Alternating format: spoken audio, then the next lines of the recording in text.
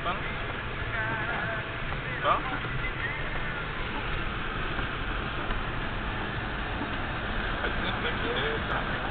Estamos aqui na Universidade Laval. O Rodrigo veio me buscar porque está tendo uma tempestade de neve. Então eu não quis dirigir hoje. Os ventos chegarão a 100 km por hora. Eu perdi a rua, não dá nem pra ver a rua.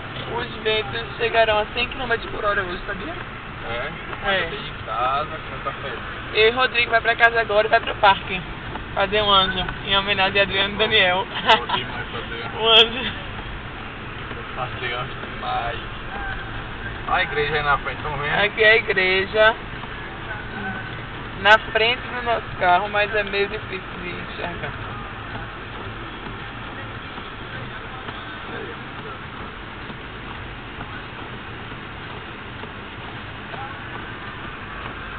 Mas aí.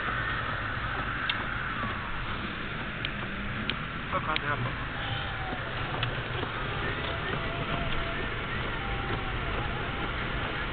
Olha essa feira.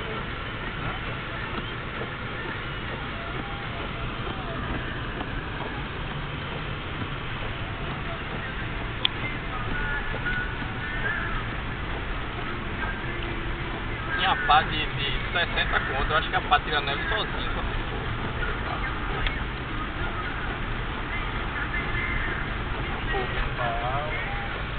Os carros se Ah, encontraram. o coisa tira neve.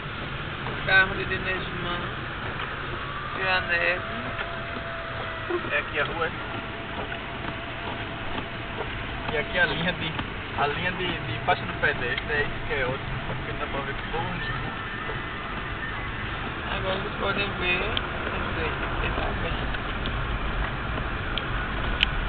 vou ligar o computador para mostrar pra eles. Morrendo de fome, desmaiando.